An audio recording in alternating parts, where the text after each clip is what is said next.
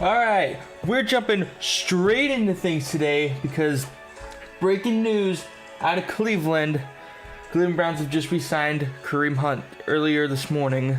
Let me turn this music off here. Shit, we're not working.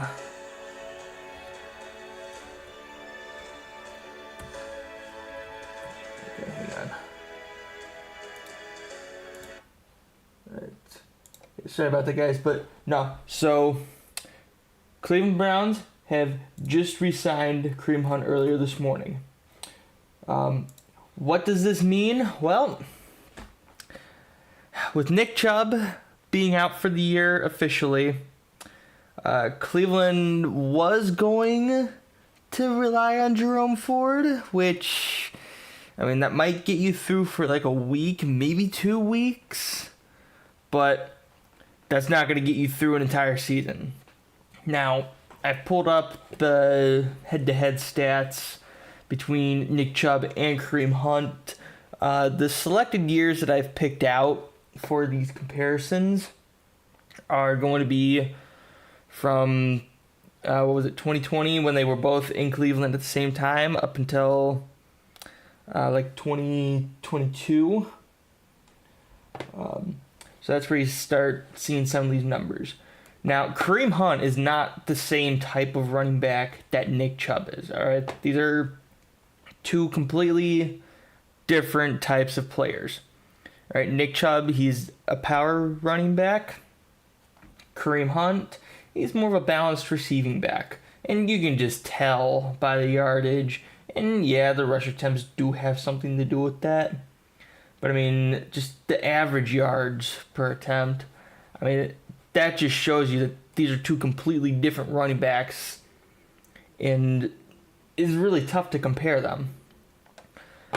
In terms of the receiving, though, I mean, Kareem Hunt is getting a lot more receptions than Nick Chubb, but that is also going to mean he's getting more yards, just like when you look at the rushing totals. Nick Chubb's getting a lot more rushing yards. So what I'm going to do is I'm going to switch over to this tab. So this is Nick Chubb's running stats from 2020 to 2023. Now we can pick this apart seasonally. So in 2020, 1,000 yards. 2021, 1,200 yards. 2022, 1,500 yards. We're also going to look at the receiving numbers because this is going to be important when we switch over to Kareem Hunt. 150 receiving yards, 174 receiving yards, and then he jumps up to 239 receiving yards. So, yes, Nick Chubb can catch the ball, but I'm not going to go and say he's a receiving back. Nick Chubb is definitely used as more of a power back. When we look at Kareem Hunt, on the other hand, you can see 841 yards. He only played 8 games in 2021, so we're not going to really put too much time into this. But 2022, 468 yards. Still didn't really get those yards that you want him to get, but you know, it happens. There was definitely a lot more emphasis on running with Chubb, but you can also see that his attempts went down too, so something to keep in mind there. Receiving totals for Kareem Hunt, though: 304 yards, 174 yards, 210 yards. So, actually, I forgot to move this over my screen. Sorry for the cutoff there, but yeah, you can tell that they're two different running backs. So, going forward with the Cleveland Browns, I would expect Jerome Ford to try and replicate what Kareem Hunt's doing. Granted, that's a very, very tough task to do because you don't replace Nick Chubb. All right? You just don't replace a guy like Nick Chubb. But that's where I think Cleveland's trying to go. They're going to use Jerome Ford for Nick Chubb's spot. But then now you have Kareem Hunt back in Cleveland. So it's very possible that Cleveland's got a dual threat running situation again. It's very, very possible. That's all going to come down to how does the team want to utilize its offense. So there's going to be a lot of questions in Cleveland right now.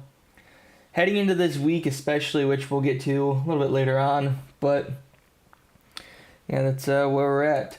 Anyways, how's everybody doing today? Yeah, it was a very, very quick start because, the Nick Chubb story is going on right now. Kareem Hunt was just re-signed this morning. So there's a lot going on already, and we haven't even gotten into Week 2's games. So, yeah, it's going to be a fun week. A couple things I want to address. Obviously, you can see the microphones here. I'm trying to dip some different things here, so we'll see how that works. I also got some new transition package. Check this out. What do you guys think of this? Wait, you guys didn't even see it. Hang on. Let me show you real quick. What do you guys think of this? Yes, no, maybe? Yeah, we're going to try that. We're going to stick with that for a couple weeks, see how that goes. All right, well, let's get into some football here. So, I briefly want to go over the Nick Chubb injury. I saw the clip that they wouldn't show on television.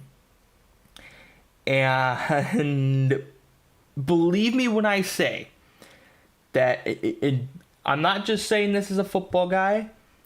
I'm saying this as a Cleveland Browns fan. Nick Chubb should never play football again. Because this appears to be the same injury, the almost identical injury to what he had in college. That one nearly took him out of football. So to have a damn near identical injury on the same knee, I don't think he should ever play football again for his own good. I would be worried. I'm not even worried about the performance not being there anymore. I would be worried about him injuring it a third time and then being really fucked up after football. I don't want to see that for anybody. But no, that is definitely what I'm worried about with Nick Chubb at the moment, is if he comes back to football, how is this going to affect him? So yeah, I'm not getting my hopes super high up right now that Nick Chubb comes back. As a Browns fan, yes, I do hope he comes back and plays well. But at the same time, I don't think it would be a good idea for him to come back to football. Because yet the way his knee bent, that was not something anybody should have to go through. That's not something anybody should have to see. Yeah, Nick Chubb, I hope he recovers, but man, I do not think going back to football is a good idea for him. All right. So let's briefly go over some scores for the NFL. Week 2, Thursday Night Football. Philadelphia beats Minnesota 34-28. Thursday night game, that was a pretty good one. We had a couple overtime games in Week 2. Seattle beats Detroit 37-31. And Tennessee beats the Chargers 27-24. A couple games that I do want to mention. Vegas versus Buffalo, 38-10. Bills win. So, big bounce back from last week. Baltimore versus Cincinnati, 27-24. Where's that score? Kansas City versus Jacksonville, 17-9. Chiefs come out with the victory. New York. We're going to spend a little bit of time on this later on. The Giants beat Arizona 31-28. Jets fall to Dallas 30-10. So, a couple quick score updates around the league. We'll start going over the rest of the scores momentarily, but Giants. Let me just say that you guys got outscored 60-0 through the first 6 quarters of the season. If that's not pathetic, I don't know what is. Fucking 60-0. I don't care if you guys won the game this week. 60-0 is like Cleveland Browns level of pathetic. Alright? And when I say Cleveland Browns, I'm talking like 2010s Cleveland Browns. We all know what I'm talking about there. Yet that was absolutely a pathetic stretch. Anyways. That's the wrong button. Anyways, let's check in on our prediction records for week 2. We did better this week. We did a lot better this week. Let's take a look at that here. Week 2, we went 13-3. Last week we were like 11-5. We went 13-3 this week. You know, the ones we got wrong were Cleveland, Pittsburgh, Seattle, Detroit, and Green Bay and Atlanta. But these were all very close games that, for the most part, they came down to the wire. So, I don't know about you guys, but I'm fucking proud of that. You may as well give me a fucking Super Bowl. 13-3 in week 2. That's actually really, really, really good. Again, considering that these games came down to the wire for the most part. Yeah, I'm fucking proud of that. Taking a quick peek at the outlook. Based on our predictions earlier in the season, let's see. Tennessee right now is set to go 13-4, so they should be getting the first overall bye week. That's what I'm trying to say. They should be getting the 1 seed in the AFC. Some other division winners: Buffalo, Cleveland, still in the lead for the AFC North.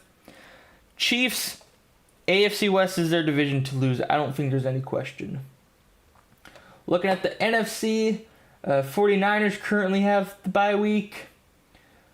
Cowboys and Eagles, they're going right at it for that division lead. Vikings and Packers. Vikings, they got the edge here. Falcons, again, they have a slight edge over the Saints. So that's what the outlook is right now, based on our predictions from before the season started. So far we're still looking pretty good. Jets, you still hold a playoff spot at the moment. We'll see how the season progresses there. Taking a quick peek here. So Cleveland, Pittsburgh is an interesting one because I talked to a couple of Pittsburgh fans yesterday. And what I find interesting, not that Cleveland did themselves any favors near the end of the game, but the ones that I talked to, they were saying that Pittsburgh should have been called for pass interference at the end of that game. I find that to be a little compelling. Again, I'm not saying Cleveland did themselves any favors, and I mean, I'm going to be honest, I've basically given up on Deshaun Watson being a decent quarterback for all that fucking money that we're throwing at him. But, yeah, for Pittsburgh fans to tell me that they think Pittsburgh should have been flagged at the end of that game, that's interesting to hear that, because I get the refs want to let them play out, but even they were saying that they missed a bunch of calls against Pittsburgh. I'm saying the refs missed a bunch of calls against the Browns. So, yeah, officiating was questionable, but we're not going to dig too far into that. Something to keep an eye on throughout the season, though, seeing how some of the officiating is handled throughout the season. Let's see. So here's what we're going to do. I'm going to take a quick break because I'm going to get set up for our weekly rankings. And yeah, we should be all good to go. Couple questions for the chat here. What do you guys think of the Chiefs and how they've looked so far throughout the year? And my other question, will Deshaun Watson bounce back? Because I'm gonna be honest with you. I don't think Deshaun Watson's gonna bounce back. All right, I'm hoping he does as a Browns fan, but I'm not getting my hopes too high on that. But yeah, what do you guys think of Kansas City? What do you guys think of Deshaun Watson? And what do you guys think of the Bengals? I'm curious to know what you guys' thoughts are. Because they're off to an 0-2 start, which, surprise, surprise, guess who called that? We called that. We said the Bengals would drop 2 games. Granted, the first week I said that Cleveland would have to pull it out of their ass. But we said the Bengals would start 0-2, so I guess ESPN can suck it? I don't know. Alright, anyways, I will be right back.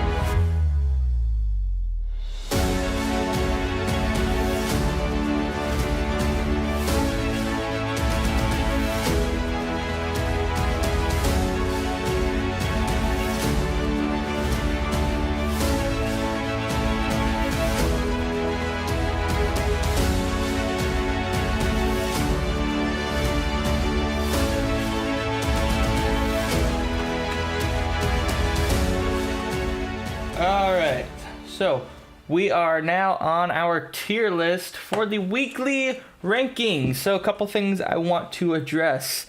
F tier has been renamed to Giants tier in honor of their 6-quarter performance to start the season.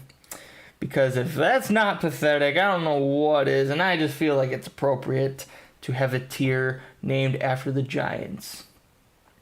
I've also added a tier for the bye week, because obviously can't rank teams if they're not even playing. And also I can't necessarily just drop them out, I gotta have them up here. So kind of a pain in the ass, but yeah, I've added a tier for bye week. I've also added a unranked tier. So the reason I've done this, the Browns and Patriots are in this tier right now. Patriots, I'll mention why they're in this tier as we get into the later part of the show. But the Browns are in this tier because with the Nick Chubb injury, there's a lot more surrounding this team other than football. So I'm not going to rank them this week. And then, yeah, like I said, Patriots, I'm going to get into why I'm not ranking them later on in the show. So, anyways, let's get started. Minnesota, I'm going to drop them into C tier this week.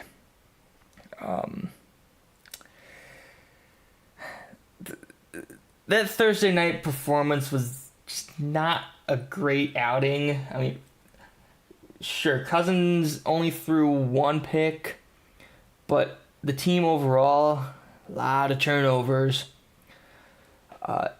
If they hadn't begun mounting that comeback late in the game, I probably would have dropped them in the D tier. So they saved themselves for this week. But yeah, right now I'm going to put them in the C tier. Not necessarily a good outing from Minnesota. Eagles are going to remain in C tier also, because even though they did control the game, I mean, allowing Minnesota to come back like that, not something that they want to do. Especially when they're trying to prove to everybody they can get back to the Super Bowl. Because so far this has not looked to be the exact same Eagles team that we saw last year. Granted, it's still early in the season. So for right now, I'm going to keep them into C tier.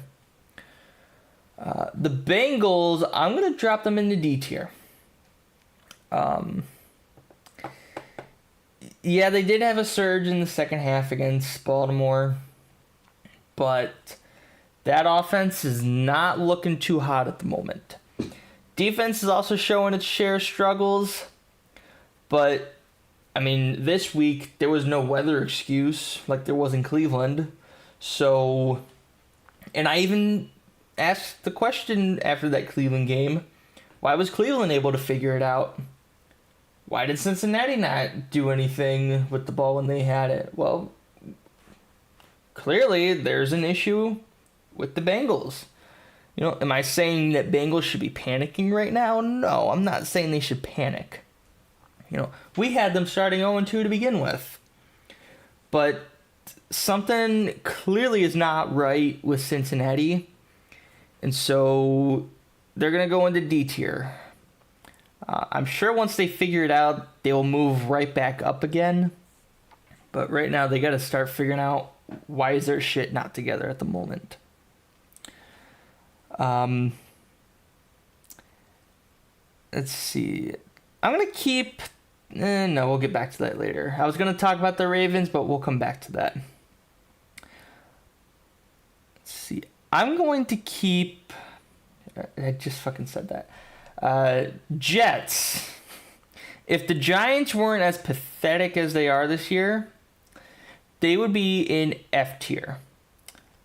But with F tier now being Giants tier, the Jets are only going to drop 1. Okay? Jets fans, I think it's time to panic. Okay? Last week I said you don't need to panic just yet. It's fucking time for you to panic.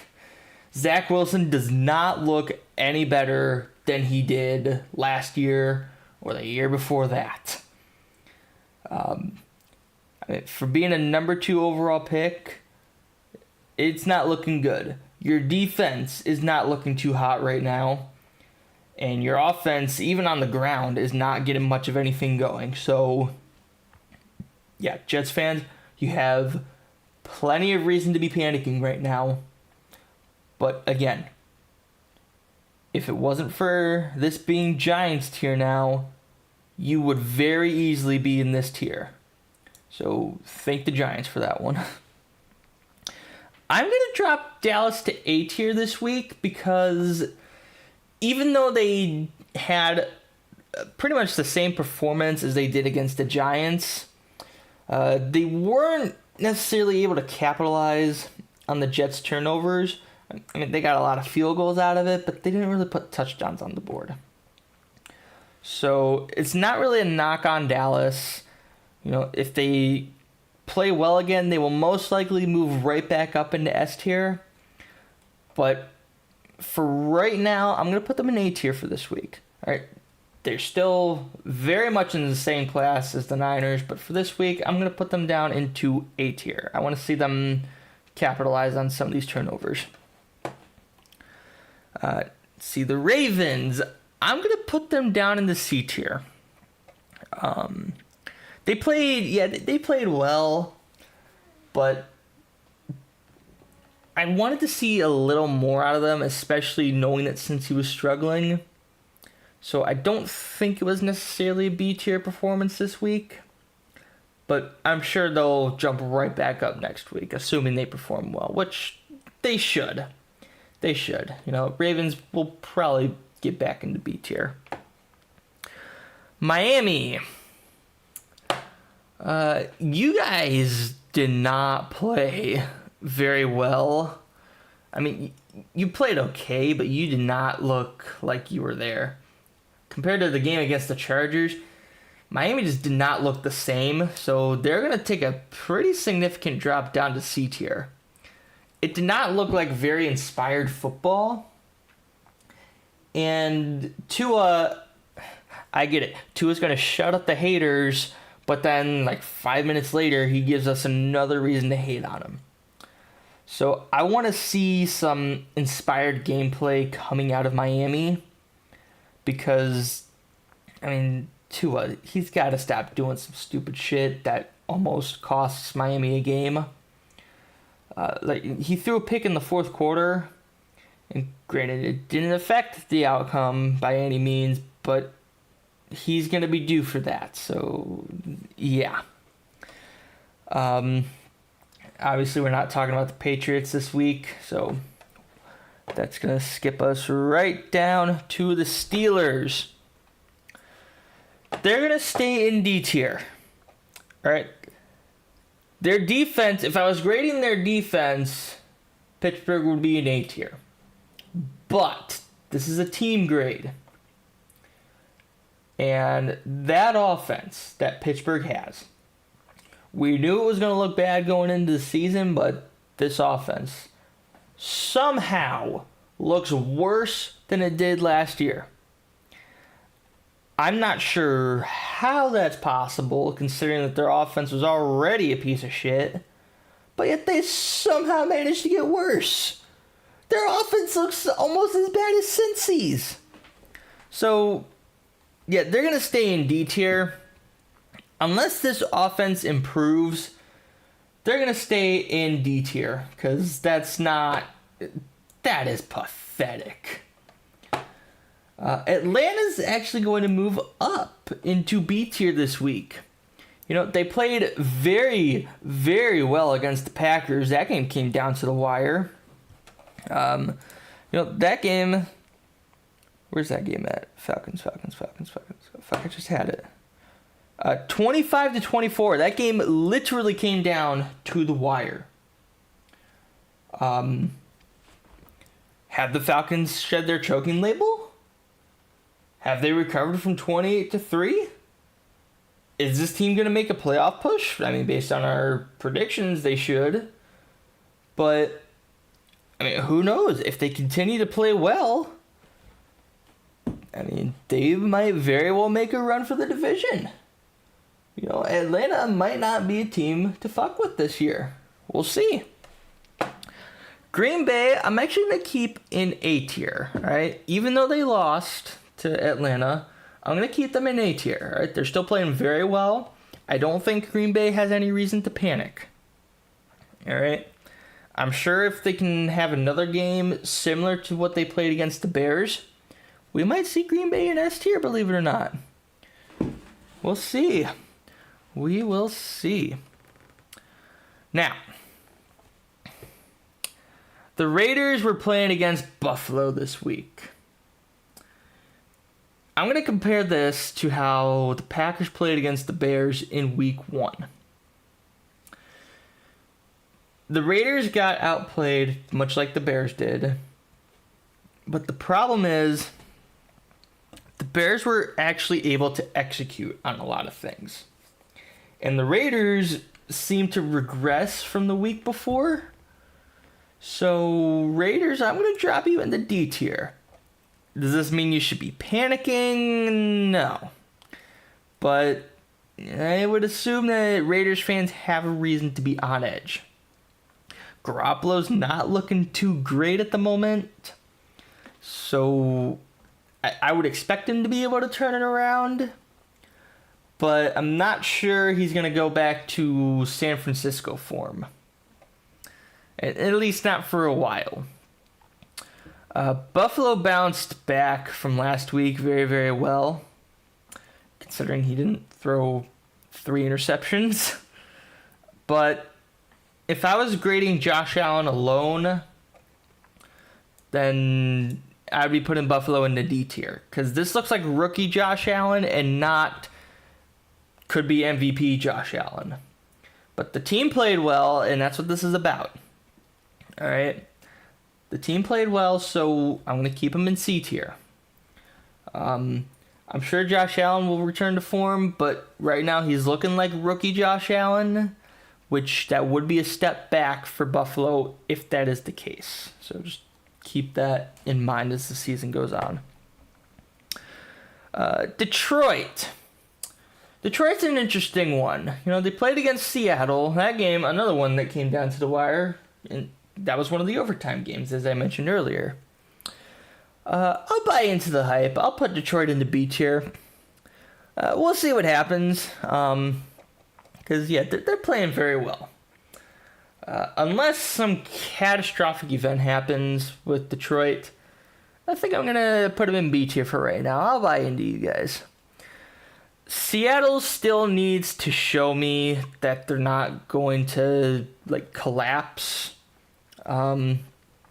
They played a lot better than some of these other teams that are going to finish in D tier. So I'm going to bump Seattle up to C tier right now.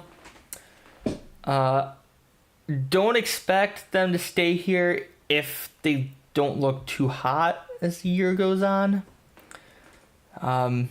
So yeah, I'll buy into Detroit, but I'm not ready to buy into Seattle just yet. They still have to show me that they're not going to have an Atlanta Falcons style collapse.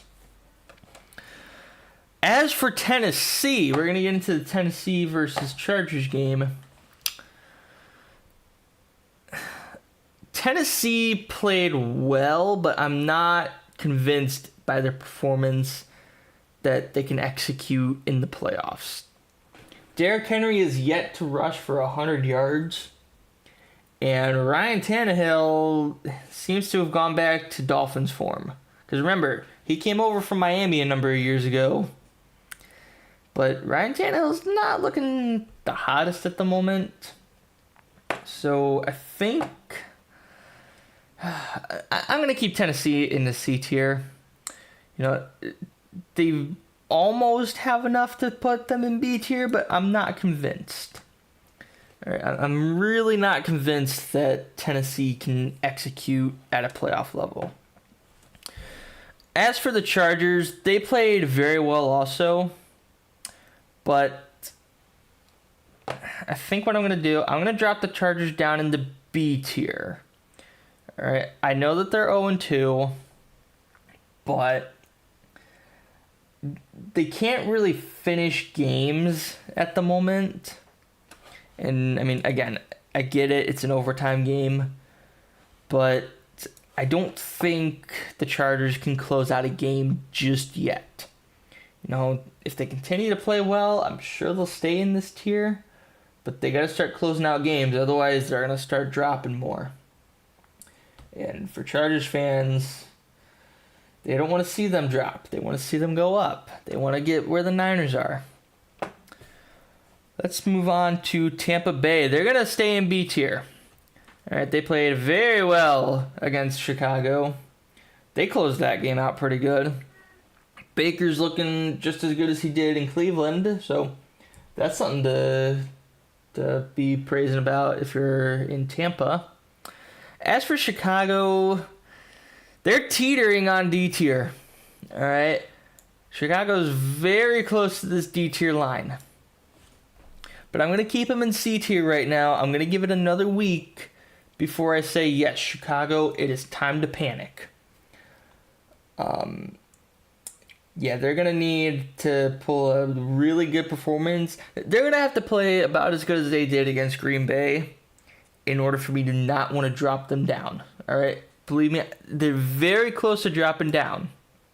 So, Chicago, don't think you're safe yet. All right? You certainly are not safe. Let's see. Kansas City. All right, call me insane. I'm dropping the Chiefs down in the D tier because they had Chris Jones back. They had Travis Kelce back. But the reason they're dropping in the D tier is because if Kansas City is so great and everyone wants to put an asterisk on the Detroit game, why is it that Kansas City looked like shit against Jacksonville? 17-9 was the score of that game. And Kansas City looks like a shell of themselves right now. Kansas City's not playing much better than Houston. That's how far I'm going to go. Hell, I mean, I'm not going to say Houston's playing better than the Chiefs, but it's very, very close. So Kansas City needs a huge turnaround right now because they are not looking too good at the moment. The fucking Cleveland Browns are looking better than them, and there's all sorts of issues going on right now. Yeah, that's Kansas City. You guys have a lot of reason to panic if this is what we're going to see out of you this week, or this season, I should say. Jacksonville is going to drop 2. But they're also not going to drop this far down. They're only going to drop down to C tier. All right, it was definitely not the same performance as last week when they had that shootout against the Colts. And I get it. They're playing against the Chiefs defense. Chris Jones, yeah, he did do some work. But I'm not going to say that he was the overall difference maker in giving Kansas City the win. Jacksonville, I'm sure if they play well against Houston next week, maybe they move up to B tier, but we'll see. Right now, I'm going to put them in the C tier. Nothing for Jacksonville to panic about, just not a great performance for this week. Indianapolis played at an A tier level, but the reason I'm going to move them into B tier is because their new quarterback, Anthony Richardson, is so far appearing to be very injury prone. So I'm going to put some slight caution on Indy's quarterbacks at the moment. I'm sure they'll get right back up into A tier very quickly. But until Anthony Richardson shows me that he can stay on the field and be healthy, I'm going to put a little bit of caution on Indianapolis. All right, I'm going to put some caution there. As for Houston, or Dallas, I should say. Where the fuck am I at? Houston, that's what I'm trying to say. As for Houston, Houston has all the reason in the world to panic. All right, they're looking at the draft. There's no question. But the reason they're moving up into D tier is because Giants tier. All right, Houston's not playing at Giants level of bad, but they have all the reason in the world to panic. So, Houston, you were lucky this week, because believe me, I wanted to keep you in this tier, in F tier, I should say. I really wanted to keep you here, but I mean, with the new standard, you guys are moving up, so just keep that in mind. I'm still going to be very heavy on you guys, but yeah, right now, you guys should be panicking. All right, you have all the reason in the world to panic. San Francisco is going to remain in S tier. All right. I get that the Rams started to bounce back down the stretch, but I mean, San Francisco had a lot of control over that game. So I'm going to keep them in the S tier. Rams played well. You know, they just got outplayed. All right. That's all I can say. Rams just got outplayed by San Francisco. They didn't look like the Bengals, per se. They didn't look like the Bengals. So I'm going to keep the Rams in the C tier. I don't think I'm expecting them to drop, at least not anytime soon. So, yeah, Rams, I don't think you have any reason to panic. This is going to bring us into Giants. The Giants, I mean, to have a tier named after you, you guys are going to be here for a while. All right, you're going to have a fucking Super Bowl performance next week in order to get out of the Giants tier. However, you're not alone in this tier, believe it or not. Just because this is Giants tier doesn't mean it's exclusive to the Giants. I'm going to put the Cardinals in the Giants tier. I don't care if they were up 20-0. They blew that game big time. All right, they fucking handed the Giants a win on a silver fucking platter. So, Cardinals, thank you for giving us something to laugh at that we've been begging to see since 28-3. You guys are officially in Giants tier for week 2. Commanders and the Broncos will both be elevated to B tier. All right, that was quite the shootout. All right, I think everybody enjoyed that game.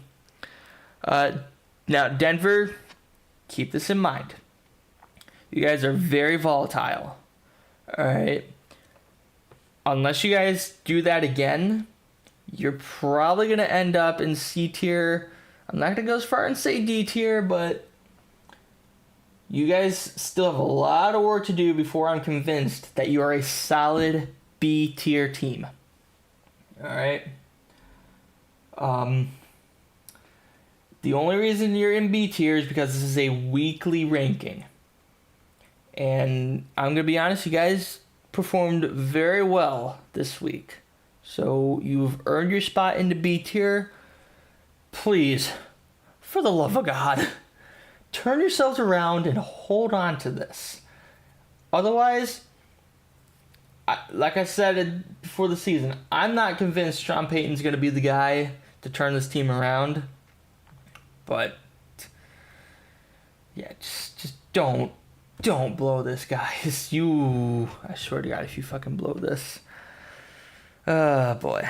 Anyway, before I get off on a rant, the Saints, I would put them in the B tier because they had control over that game against Carolina. But the thing is, this game came down to the wire, even though it shouldn't have. All right. Granted, Carolina's going to stay in D tier this week. But, I mean, the Saints had that game won for a significant portion of the fourth quarter. But then all of a sudden, Carolina starts mounting a comeback, and it comes down to the wire. I want to see the Saints close out a game. I want to see Carolina not get blown out of the waters early. So that's the reason why Saints are in C tier. and Panthers are in D tier. So this is what the rankings will look like at the end of week 2. I'm going to take one more quick break because I got a couple things I want to close out with. When we come back, I have some changes to my predictions for the season. So I think it's something that you might see coming, you might not see coming. But yeah, for right now, this is what we're going to do. Yeah, I got some changes to my predictions. One of them is going to shock you guys. So we're going to take a quick break, and I will be right back.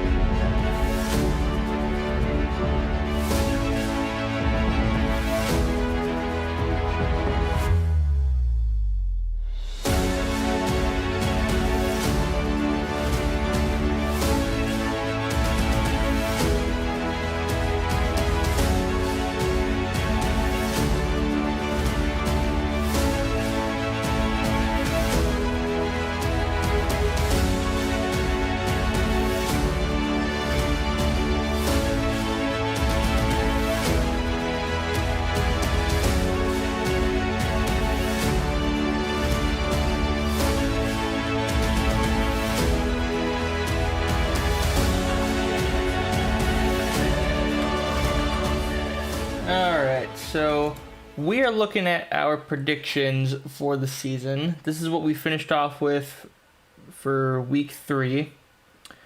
The changes that I'm going to make for this week. I'm going to say that Tennessee beats Cleveland, but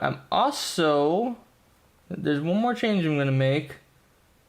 I'm going to say Chicago beats Kansas City. All right. This is the change that I think a lot of people are going to disagree with. But based on what I've seen from both teams this week, or this season, I should say, I think I'm going to have to give this one to Chicago. Because, Chicago's just playing better than Kansas City. That's all I can say. Chicago is playing better than Kansas City. Those are the only 2 changes that I'm going to make heading into this week. I'm going to keep the Carolina-Seattle upset. But, yeah, I really feel like Chicago is just going to get the edge over Kansas City. The way they've been playing, yeah. Yeah, that's where I'm at. I think Chicago walks away with that one. Let me get my thing going here. All right, so last couple of things that I want to go over. I know this is a football channel, but I want to talk about Shohei Ohtani real quick with baseball. He is said to have a surgery that should get him batting by next year, but he's not supposed to pitch until 2025. And teams are expected to throw, what numbers? $500 million have been the number that's been getting thrown around. Who in their right mind would throw $500 million at a guy who's not going to perform the way he's known to perform for at least 2 years? Who would be dumb enough to do that? I can think of one guy. His name is Jimmy Haslam. Anyways, I just wanted to throw that out there. Last thing that I want to mention, so something happened at the Patriots-Dolphins game this week. This is why I didn't want to rank the Patriots, but there was a fan who had an altercation with another fan. The one I'm going to mention, his name is Darnell Mooney.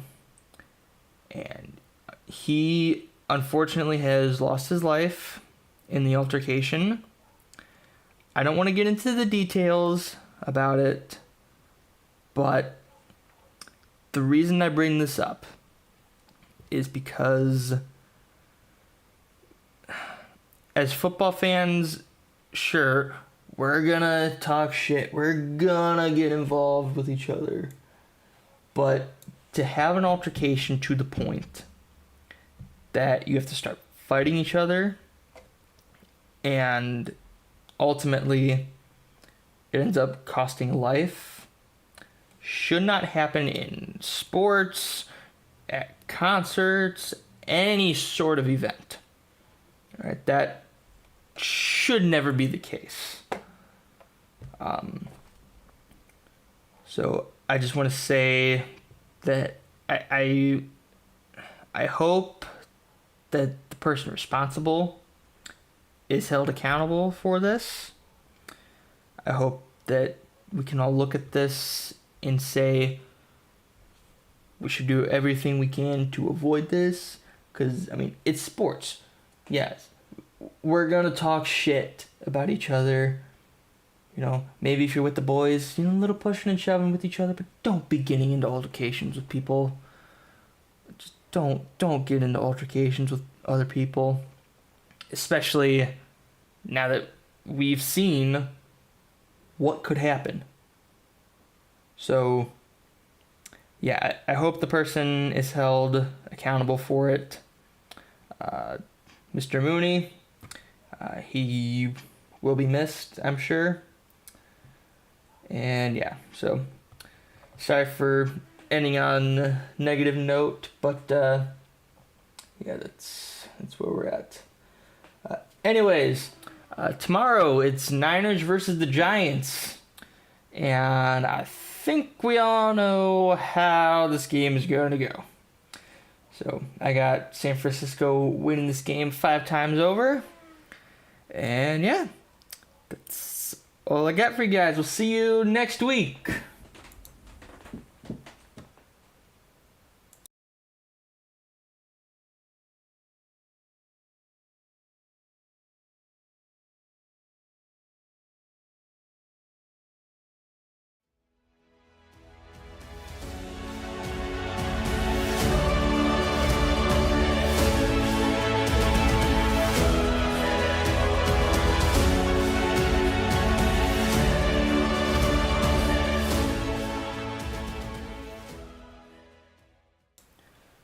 Real quick, I want to jump in here. I said Darnell Mooney. I meant to say Dale Mooney.